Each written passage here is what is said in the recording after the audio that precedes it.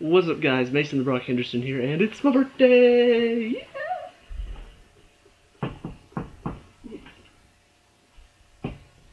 Can't turn. Can't go all the way around. Yeah, it's my birthday. I'm 22 now, so not exactly a huge one. But just thought I'd mention it because my channel. Anyway, this is Arrow, Season 3, first 9 episodes. So much good about the show. But as always, I'm going to start off with the bad. If you've seen my first 2 season reviews, not the first 2 reviews, my reviews of the first 2 seasons, you know exactly what I'm about to say. The relationships in the show are stupid. Downright stupid. I can't even begin to describe how frustrating watching these stupid freaking relationships are. The main problem that I have, Oliver and Felicity. Why? Why do you keep trying so hard to put them together and to make me feel like they should be together? Like, honestly, every single episode should have like a little caption in the bottom saying, "You want to see Oliver and Felicity get together." Because that's exactly what they're trying to do. They are trying so hard. Every single character, not every single character, mainly Diggle. Diggle's the one that's frustrating me the most. Diggle is so pushing so hard for Oliver to go after Felicity. I'm like, no. At the end of the second season, in my review of it, I said that it was genius to have it look like, oh, you tricked me. You really thought, I really thought you were trying to push that whole Oliver and Felicity thing, even though they don't belong together, by making him say, oh, I love you. But then it turns out to be a part of the plot, and she has a weapon to use on Slade and take the Mirakuru away. I was like, okay, so you use that to trick him and us at the same time. That's brilliant. No, it wasn't a trick, according to Diggle. Yeah, Oliver said, I said that to trick Slade, and Diggle's just like, no, you didn't. You did not. And I'm just like, yeah, he did. Why are you doing this, Diggle? Because here's the problem. They don't belong together. They don't. It is like so obvious that they don't. Felicity has no reason to like him. Okay, she has 6 reasons to like him. Abs. But that's about it. He's not a nice guy. Even though he can have his soft moments around her or whatever. She honestly, there's nothing about him that would attract someone like her. The only reason that I've seen for her to like is whenever she's watching him work out. I'm just like, okay, yeah, any girl might want to see that. But that doesn't mean that she has to, fall in love with him. And that's what they seem to keep throwing out, is that she's in love with him because he's such a great guy. I'm just like, when have we ever seen him be a great guy around her? We've only ever seen him working out around her or being the Arrow around her. He's had, one soft moment where he, was tender with her because she got her feelings hurt, so he didn't want to be this usual, you need to pull it together. He tried to be softer with her, take a gentler route. But other than that, we haven't seen anything for me to think, oh yeah, that's going to work out. Because Oliver doesn't know how to treat a girl like Felicity. He doesn't. He doesn't know what she needs. And yet the show keeps trying to throw in my face, this is going to happen. You want this to happen. They're going to work out together. And I'm just like, no, they're not. And this is coming from me not because I have a huge crush on Felicity. I can't help it. I'm a nerd. Seeing a really smart girl that's really hot, yeah. But I'm not even throwing that in because guess what? There is a guy in the show that is perfect for Felicity, and yet this show keeps trying to say, you don't like this. This is not good. This is taking focus away from our main heroes. It's Ray Palmer. He's a nice guy. He is super smart. He's got a lot of money. So, not only, that's the thing, he's rich, and he's also a nice guy. And yet, Felicity obviously is very attracted to him, And yet the show, because Oliver's the main character, keeps trying to say, you don't like this. Because Oliver loves her, that means you shouldn't like the fact that she's getting together with Ray Palmer. I'm just like, no. I actually really enjoyed that. I really enjoy the fact that she finally has a guy who, one, is nice enough for her, two, is smart enough for her, and three, has money to give her what she wants. I don't mind that at all. I personally think that's a great choice, but for some reason the show does not. And part of that may be because I've seen Legends of Tomorrow, so I already know Ray Palmer from that show. So maybe I do know a bit more about Ray Palmer than the people watching the show, before Legends of Tomorrow did. But they're not even trying to, I was like, what are they going to try to do with this character? They're going to try to pretend like he's evil, and then turns out, no, he's actually he's a hero, trying to be a hero. No, they showed him constructing the Atom suit at one point. And I'm just like, so you're not trying to hide the fact that he's going to be a hero one day. DC fans would be like, oh, that's Atom. They would have already known, because I'm pretty sure Ray Palmer was the name of the guy that in the comics. I don't know. I'm not a huge comic book person. But I just don't get why they're so focused on Oliver and Felicity. Oliver and Felicity. Ew, Ray and Felicity. No. Diggle, tell Oliver straight. Tell him to go get Felicity before this jerkwad steals her away. I'm just like, this is so dumb. This is so dumb. And that's my biggest problem, but all of the relationship stuff in the show is stupid. I mean, you've got Laurel and her boxing instructor, Ted, as soon as, they showed them together. Not together, but as soon as they showed them on the screen together, and they started talking to each other, and they clashed, they were, angry with arguing or something. I'm just like, they're going to end up together, aren't they? You're going to have him train her, and then through no reason other than the fact that he is really well built, she's going to fall for him and they're going to get together, right? Yeah, that's pretty much what they did. I mean, they still haven't, they've been on one kind of date where she was like, it's not really because I like him. I don't get this show. I really don't. What is the point? What is the point of trying to force your characters to be with somebody else? Some shows don't even focus on that at all. Agents of S.H.I.E.L.D., my favorite show, has had one. They've had one relationship that's been constant since they came on the show. And it's because they had a past relationship, and they're kind of like one of those couples that whenever they're together, they're just, they're arguing constantly around people, but when they get alone, they are really in love with each other. So you've got that one, and it's not really they're focusing on the relationship. They kind of focus on just the back and forth between them, and even then, it's still not a whole lot of focus on that, because they're also both really great fighters, so they show a lot of them fighting together, and that's more of the focus. It's not so much the relationship. The main character, she kind of got together with one guy at the first season, but then it turns out he was evil, so, for the next two seasons, for the next season, she wasn't really looking at anyone. They kind of introduced a love interest, but it didn't even really become a love interest until this current season, the third one. So they're hardly focusing on relationships at all. And yet this show feels like we have to have every single character in a relationship, or else this show will be awful. No, this show is awful because you're trying to force every single character to be in a relationship. I mean, it's so obvious that you're trying so hard. You're trying so hard. I'm going to talk about the Cupid episode in a second, but even Thea, you couldn't just have her get back with Roy because you have to throw in this little punk guy into the mix that is clearly just there so Roy has something to be upset about.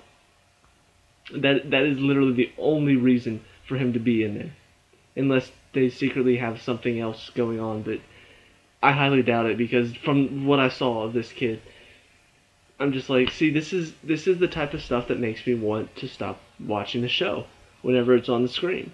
Like whenever the action is going on, whenever the story's going on, I'm like, yes, I want to see more of it. And then the relationship stuff comes on, I'm just like, I want to skip this. I want to get past the relationship stuff because it's so dumb. So that's my main problem with the show. Like, it is a good show. I can enjoy it.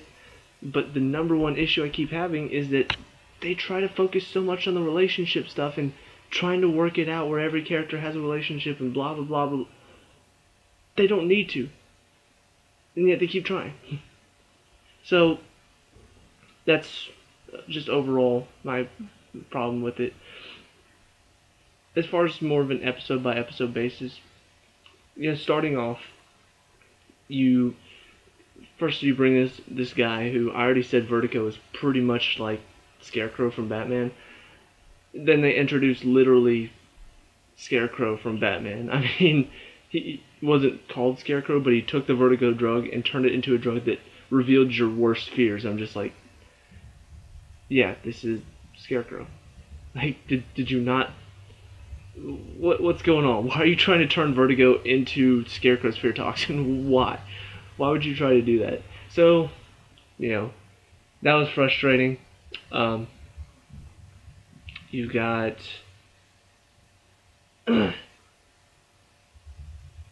oh, right. I don't know. I'm kind of unfocused right now. You've got Sarah, getting shot with the arrows, which I've seen Legends of Tomorrow, so I know she gets revived in the Lazarus pit. That's my dog. So, not exactly, something I was just like, oh no, she got shot. But it's still kind of interesting to see, and how they did it kind of told me they're setting this up for a mystery. Who really shot her? Because at first I was just like, it's Malcolm Merlyn, and then they showed the episode with Malcolm Merlyn. I'm just like, maybe it wasn't. And so they've got that whole mystery going on in the background. You've got the next episode was about. Hang on, I need to pull this up. The next episode was about Sarah, and they're finding out about this archer who is killing all these people. And of course, at the end, it's not really him, because why would a random guy kill Sarah? Like it was one of those moments where, yeah, they could have done it where this guy killed Sarah, but it would have been much less interesting to have this random guy kill her over, somebody we know. The next one, you've got them all traveling to, where was it? Can't remember the name of it. Corto Maltese. And, Oliver's tracking down Thea, who we know now is training with Malcolm. You've got Diggle is doing something for Lila and Argus. One of the things that I was really wondering in this episode was, is Amanda Waller going to be kind of a bad guy this season? Because we've already, in the flashbacks where Oliver's in Hong Kong, she already is kind of a bad guy there, because she's forcing Oliver to do all of these evil things, torturing a guy. We're learning where he learned how to torture and stuff like that, but she really is kind of a bad guy. And in this one, in this episode, the guy that betrays Diggle and Argus is doing it because he wants to get out from Amanda Waller's thumb. Like, he is so tired of working for her, he wants to just move out from under her by selling these weapons or something to bad guys so he can get money. And even at the end of it, he's like, tell Amanda Waller you killed me, please. I'm just like, are they trying to set up to where she's like a bad guy this season? Because that would be awesome. But they don't really take that route yet, so far in the first half of the season. So moving on, next episode is about Malcolm Merlyn. And I'm going to talk more about this one in a second, but it's, Nyssa comes back, and this is where the whole League of Assassins up against Oliver storyline starts. I'm just like, okay, first you get introduced to Raish, and he looks awesome and sounds awesome as Ra's al Ghul. When I picture Ra's al Ghul, I don't picture Liam Neeson. I picture some guy like this who's not exactly, you know, he's not exactly like this really rough and intimidating guy, but he is still intimidating in his own way. He's just not like big and intimidating. He's not Liam Neeson. Sorry, I love Liam Neeson, but as Ra's al Ghul, he wasn't. It's not exactly what I picture for Ra's. Next one, the secret origin of Felicity Smoke.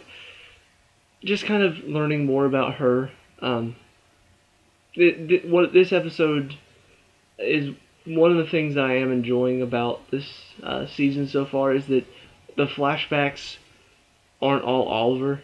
In the one where they go find Thea in Corto Maltese, they had flashbacks of Malcolm Merlyn training her. In this one, you have flashbacks of how this virus and that Felicity made and all of that stuff. The one thing that I didn't like, though, is that they did the thing where the girl who is like this really nice, really smart girl, they go back into her past when she was like in college or high school, and she's like really goth and like really like a bad girl.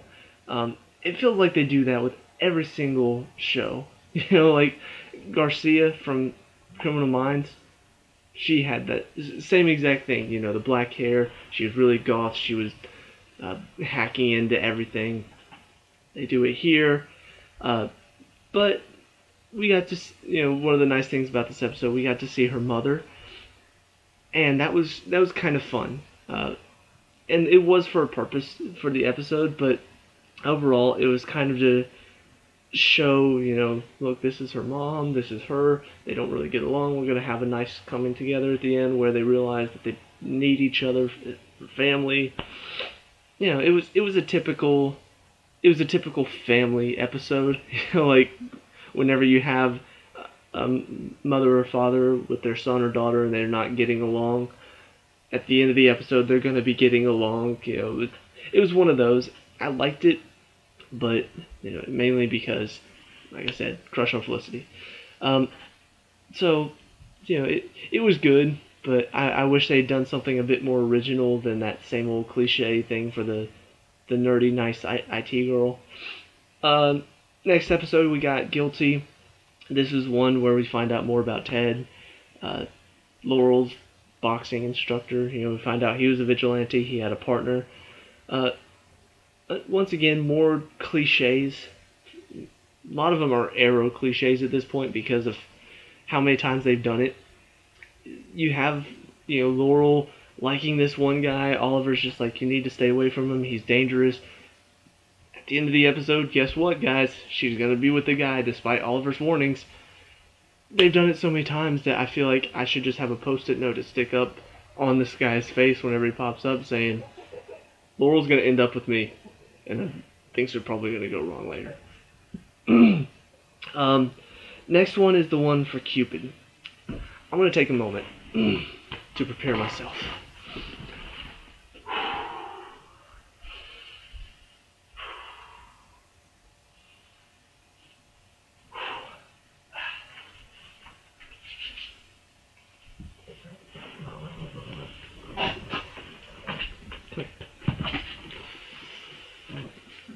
I need something to keep me calm. This episode was literally the dumbest episode in this entire show. Like, I haven't even seen any of the fourth season. And I probably won't get to see it until much, much later once it comes out on Netflix. But it doesn't matter. This episode was the most idiotic, stupid, just all around horrible episode. The only good thing in this episode, the one good thing, was the villain she was really good at pretending to be crazy. Like some of her lines, I was just like, okay, yeah, she's crazy.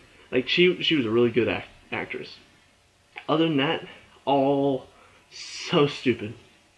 You've got Felicity going out to dinner with Ray Palmer, and more of Diggle trying to tell Oliver, look, you gotta You know, you gotta go get her, man, before it's too late. And then, of course, at the end of the episode, you've got Ray and Felicity kissing, and then Oliver happens to walk in on it. I'm just like, really? You did that cliche. You really did that cliche. Like, you've done that cliche how many times now? How many times where you've got one character who likes another character, and then they happen to see it from a distance that they're with somebody else?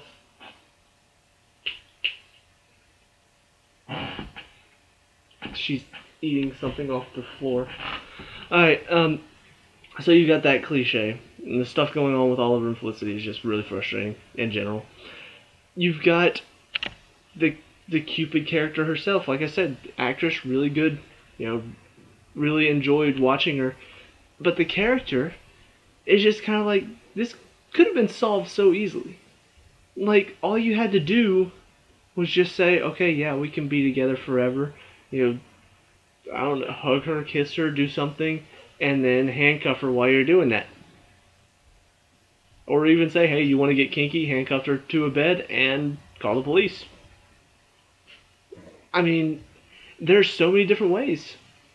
The funny thing is, he goes to see the therapist, and the therapist is like, don't lie to her, she'll know. And then he tells the truth to her, and she thinks he's lying. I'm just like, see, you should not trust that. Like, the therapist clearly had an issue with you. Like, her attitude at the end, I'm just like, she does not like Oliver. Why are you going to listen to a word she says? Maybe you need a therapy session. I mean, look, you're dressed up as Robin Hood. I'm just like, why are you getting an attitude with him? Like, he's trying to stop one of your patients who is clearly crazy, and you've done nothing to help. And then she tells him, don't lie to her, she'll know. I'm just like, no, lie to her. Tell her what she wants to hear. Don't tell her the truth. And he tells her the truth, and she's like, you're lying. I'm just like, see, this is why you're an idiot, Oliver, because you don't think. Like, I knew this was coming. Why didn't you? She should have been so easy to stop. And yet, Oliver, for some reason, just did not want to try to trick her into thinking that something could happen and then turn it around on her. That would have been so easy. It would have been so easy to do that. But no, the show has to draw it out, has to make it to where he tells her the truth. She's like, no, you're lying. And then she tries to trap him and kill them together, and then he saves her, and she's like, see, you do love me. I'm just like, see, now she's even more crazy, because you're an idiot, Oliver. Congratulations. So that was frustrating. And then you've got the punk kid. I gotta tell you, this has been, I've hated a lot of stuff in this show. I've hated the constant fighting between characters because for some reason they just have to create conflict episode after episode between characters, whether it's Diggle and Oliver, Oliver and Thea and her mom, Oliver and his mom, Thea and Malcolm, Thea and Roy, Oliver and Laurel, Oliver and Diggle. I already said that. It happens like 20 times in one season, so that's why I repeated it. So much conflict. And yet none of it is as stupid as bringing in this punk kid. First, I could predict everything the moment he stepped on the scene. You've got Thea looking for a DJ for her nightclub, and most of them are bad. He comes in and says, all right, everybody out. Yeah, I got you, sweetheart. And I'm just like, no, you're not about to do this type of character. She's like, no, nobody leave. I still need auditions. She's like, I don't audition. You let me work or I don't. I'm just like, God, no, not this character. It's the character who thinks he's all that, thinks he is the best thing since sliced bread, and it's right. Like, I cannot stand characters who think they're all that, and in the end, it gets proven that they are all that. Because he comes in, says, I don't audition. Thea's just like, well, then you don't get the job. And he leaves. I'm just like, okay, so later tonight, there's going to be a DJ who sucks. He's going to step in and save the day like he just said he was going to. And then they're going to flirt and possibly get together. Exactly what happened. Cut to later, the nightclub at night. DJ sucks. Everybody's standing around bored because he's doing his own little mix that he thinks is awesome and he's clearly not. Punk Kid shows up and says, "See, I told you I was gonna save the day," and then turns on one song, and the instant the song starts, everybody's like, "Woo!" I'm just like, see, no.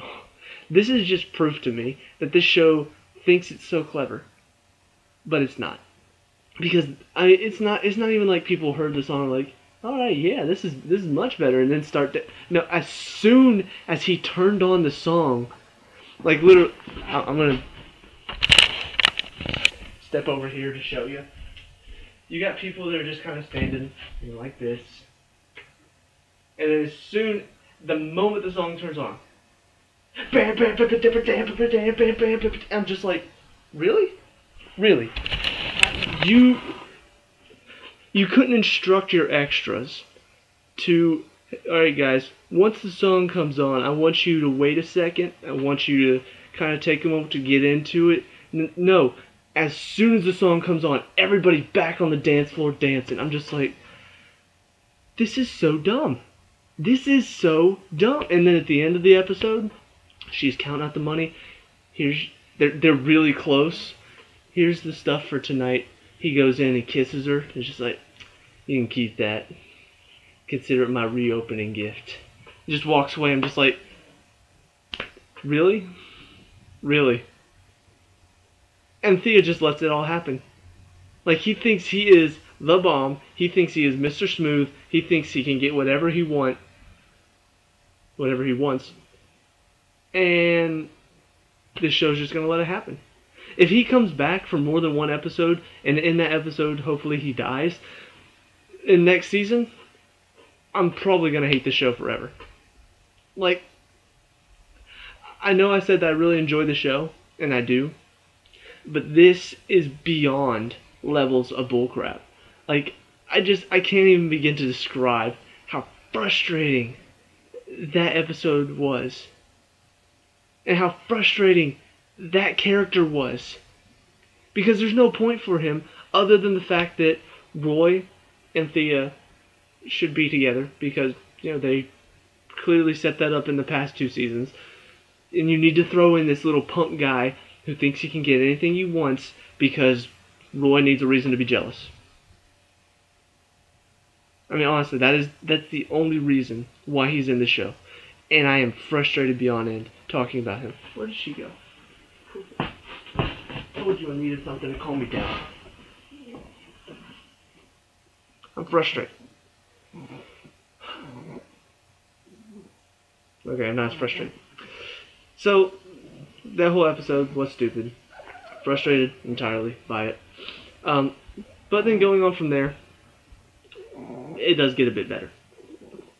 You've got the next episode, which is the Captain Boomerang episode, which the Captain Boomerang in the show, as much as they've tried to create great action and like great villains with great action, this one was not.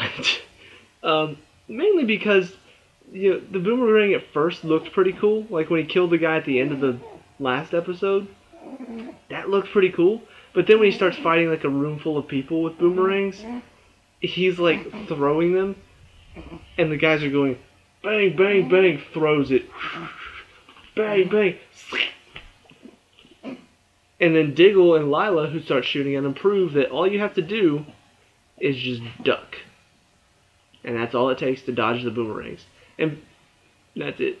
Like literally, a room full of guys, and all the guys that died were just standing there watching him. They were shooting, but they were just standing. And so he throws a boomerang and they don't even move. They're just like... I'm just like... It's so easy to dodge the boomerang. Just duck. Or move out the way. Like, it's not like he can control the boomerangs with his mind. So if he throws it at you, most likely he plans for it. If you dodge the first one, but stay still, it's probably going to come back and hit you. So why not, once he throws it, move so that it misses you the first time, and it's going to miss you the second time because he's already set the trajectory to come back to where you were. And yet, none of them move. They just all stand and accept their death. I'm just like, okay. Um, Captain Boomerang, I was really worried there were going to be like 10 boomerang puns after the first two, but he only reused one of those again, so thankfully that didn't get too boring or too overused. And then you've got Flash in this, and of course, Flash has been going on at the same time as this season. Like, they introduced Flash in the first one, I think. Like, Barry calls Oliver and it's just like, I woke up. And that's, I think, when they started the Flash on the other on his show. So they bring him in for this episode to help with Captain Boomerang. Once again, I'm wondering, why isn't Captain Boomerang stopped right now? Like, you can't just run really fast, catch the boomerangs, and then hang him up by. I don't know. It's another one of those strange DC things, kind of like with Superman, where I'm wondering, this guy is human, the Flash is not. Why can they not just easily stop him? Like, why is it where he's able to? It's one thing to have like a superpowered person get away with, the Flash isn't able to stop him easily, but this is a guy who's a normal guy with boomerangs. Let's just stop him really, go pick him up, put him in jail, something like that. But they do have a lot of interesting moments in this one, like when Oliver's torturing the guy and he's having the flashbacks about torturing the guy in Hong Kong, and Barry sees this and he's just like, I thought you tortured the guy. I thought you were supposed to be a hero, but you're just like them. And it kind of does bring up a little bit of the struggle that Oliver's been having, where he's not a killer anymore, but how far is he allowed to go? Where does he draw the line? All that stuff. And Oliver also brings up a good point that this is not Central City, where the Flash comes from. It sounds like that show is very like, everything's good. They're making up nicknames for the supervillains that they face because everything's just so happy over there.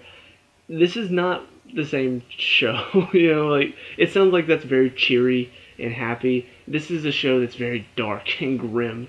So I could understand where Barry doesn't really experience much of that in Central City. They do a very good job of kind of showing that. That's about it for that episode, though. You do get to see all the characters, though, just in case you haven't been watching The Flash like me, just to kind of see how they're doing. I hope they don't spoil like too much from The Flash, though. Like, if they do bring him back for another episode, I hope they don't do that. They might, who knows. But it was interesting to see them kind of collaborate and work together. Trying to remember if there's anything else before I talk about the last episode. I think that was about it. But let me just touch on really fast about the flashbacks before going into the last episode. It was a really interesting turn to take because, honestly, I thought he was on the island all 5 years. And so to have him be in Hong Kong for part of it is just like, okay, so we really have no idea what happened over those 5 years.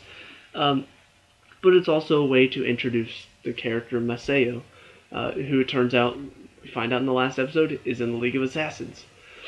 So, very interesting. But, it was very well done. Like I said, I thought it was setting up for maybe Amanda Waller being a bad guy, but so far, not yet. You've got just a lot of stuff going on there with Maceo and his wife and his kid. All of it's just very... You can sense that something's going to happen with Maceo, and sure enough, it does. But it was just kind of... It was interesting turn to take on the flashbacks. Whew. I don't know where that came from. Okay. So the last episode. This is, like I said, easily one of the best episodes. You've got Oliver taking on Ra's al Ghul, pretty much. That's just... That should be the tagline for the episode. Oliver takes on Ra's al Ghul. So, through a bunch of stuff going on, you find out that Malcolm Merlyn actually is behind Sarah's death. He gave Thea some tea that made her susceptible to Your suggestion? Cat? How'd you get out of your room? And so she killed Sarah, which I was actually kind of like a little bit. I wasn't frustrated, but in the one where Malcolm Merlyn came back, at the end of the episode, you said clearly, Oliver said clearly, that Malcolm was not lying. And then we find out in this episode, the only thing he wasn't lying about was that he didn't kill Sarah. Like, that's the only thing that he wasn't lying about. Because, in truth, he had Thea kill Sarah. But everything else, the fact that he loves Thea, the fact that he swore on Thea's life he had nothing to do with Sarah's death, all of that, he was lying. He was lying about. It kind of makes me wonder how good Oliver really is at finding out the truth. Because based on this episode, I'm just like, yeah, Oliver has no clue. Because Malcolm had everything to do with Sarah's death because of Thea. And Thea this whole season has been acting weird, and yet Oliver could not find out that something was going on with her. Like, he didn't want to believe anything. I kind of wondered if Thea had something to do with Sarah's death. But at the same time, it was just kind of like Thea has been training to be a bad guy, so what if? That'd be crazy. And yet Oliver had no clue that something was off with she has coffee spilt on her hand. She doesn't even flinch, and Oliver just sees it, doesn't really think anything of it. Something's off with yeah. You can't tell that she's much different now. That something has really changed about her. You just sense that something's off. I just don't get it. I don't understand how Oliver is supposed to be like this guy who's supposed to really be good at discerning the truth, and he's not. He really is not good at doing that. At least in the last episode, we see all this. So you find out Malcolm's plan, which is a brilliant plan, by the way. He trained Thea to become a killer. She kills Sarah, so that he has a video of her doing it. So Oliver will now go kill Ra's al Ghul to erase her blood debt as well as his. I'm just like, okay, see that is a good plan. That is a genius plan, and it's worthy of a supervillain like Malcolm. And so most of this episode is kind of building up for that fight. He goes and visits the League. He talks. He finds out Maceo's there. Talks to Ra's. Says, I'm the one that killed Sarah. She told me to do it. I'm gonna challenge you in a battle. And so all of it is like building up to the fight. But going into the fight, I'm gonna be honest, I kind of predicted it. Not to say it wasn't good, but I did kind of predict it. Because they did pretty much what the show has done before. One, you have a plan how to stop the bad guy, and it falls apart. In the first season, it was stopping Malcolm Merlyn. They stopped him. They stopped his machine. He had another machine that still killed 503 people. In the second season, you had a plan to stop Slade this whole time. You had a plan. You're going to find out. I can't remember exactly what the plan was now, but you had a plan to stop him. In the end, his plan still goes forward. You have to stop the plan now, which luckily, League of Assassins came to help out, so that's the only way they were able to stop it. But, people still... The city still got attacked. It's just they were able to stop the attack midway. It wasn't able to completely succeed. So going into this, I'm just like, see, they have a plan. Oliver needs to go kill Ra's to erase Thea and Malcolm's blood debt. It's not going to work out. I can already tell, like, going into this, I'm thinking, this isn't going to work out. Either Oliver's going to actually beat him, which wasn't likely, but either Oliver's going to beat him and he's not going to kill him, which means the blood debt is still intact, or he's going to die. And I actually thought to myself he might die because, once again, this show thinks that it's so clever killing off its characters when we've already had how many characters come back from the dead? Sarah did it twice already, and she's about to do it a third time because I know from future episodes. Slade came back from the dead. What's his name? Shadow's father. He came back from the dead in the flashbacks. Um, you have Malcolm coming back from the dead. You have who else? Somebody else.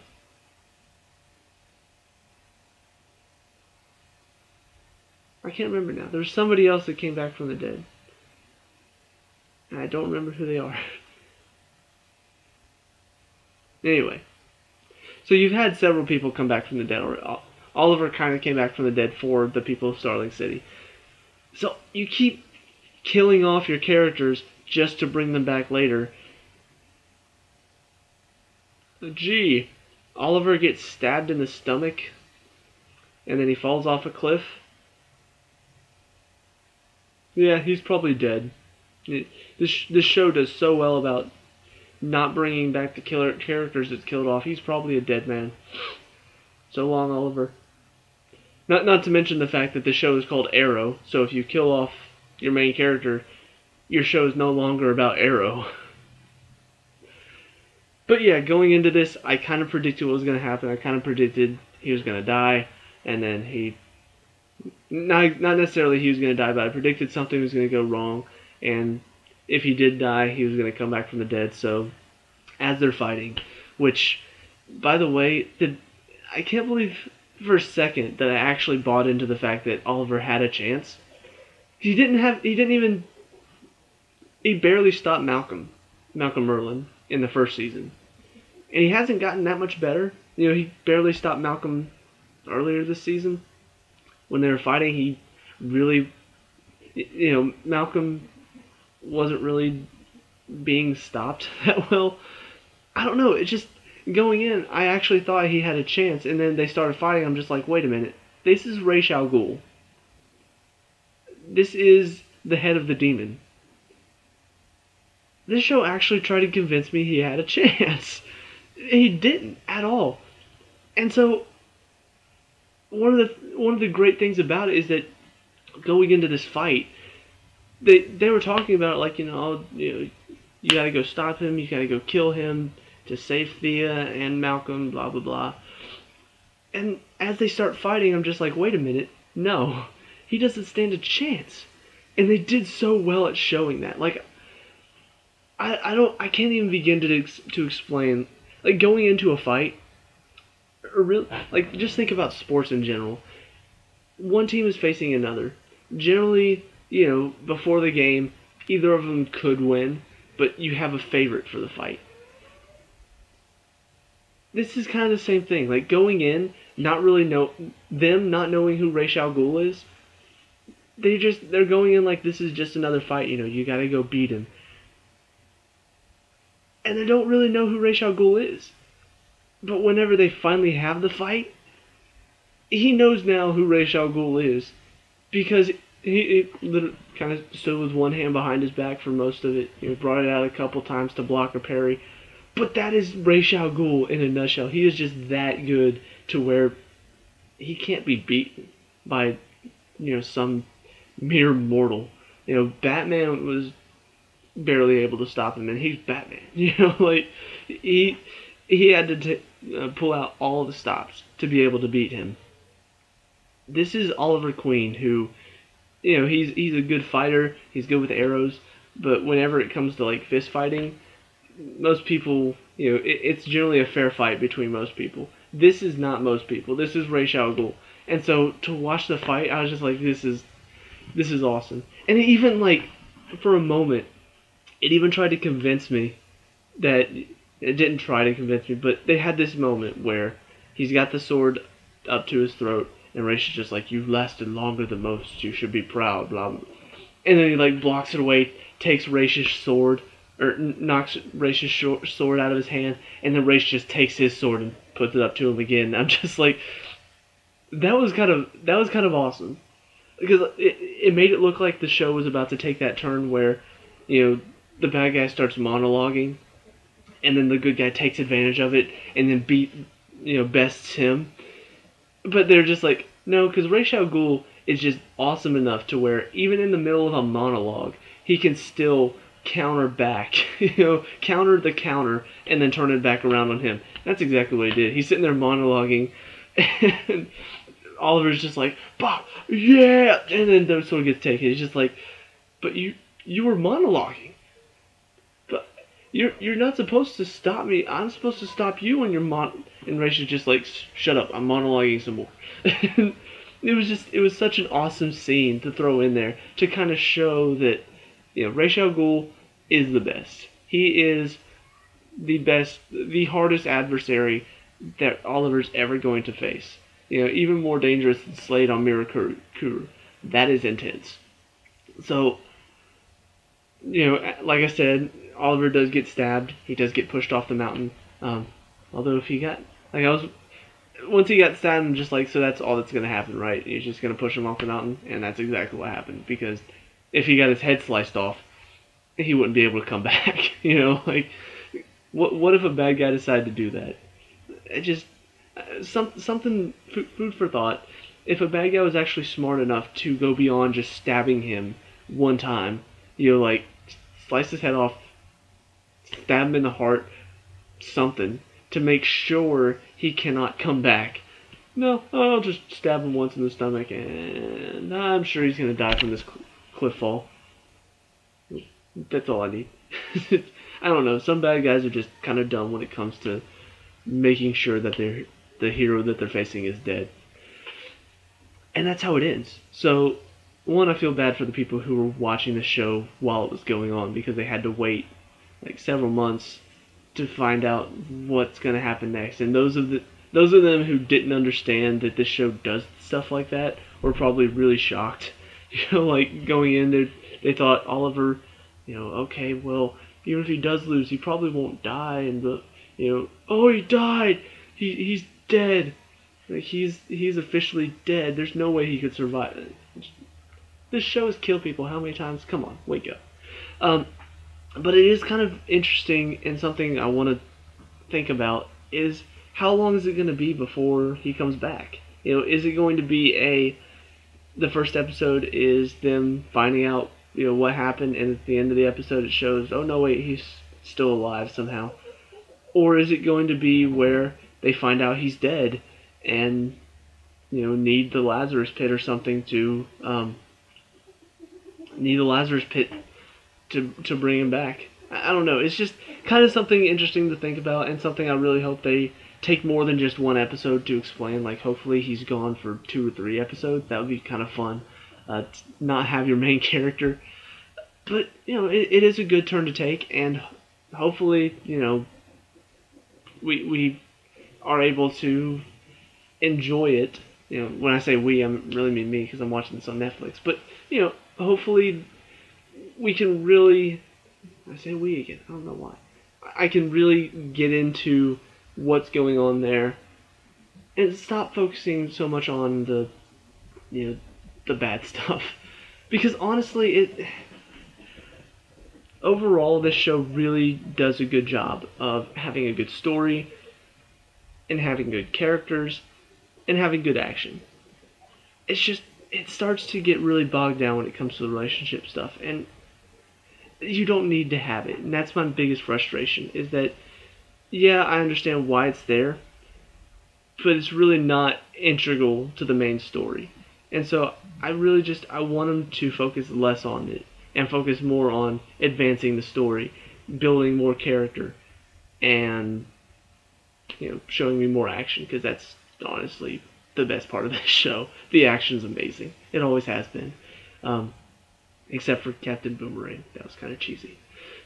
But anyway, overall, really did enjoy this first part of the season. Really frustrated on certain parts for sure, but I was able to look past it because there were good parts as well. So that's my opinion on the first part of season 3. What did you think of it when, if you can remember what you thought of it?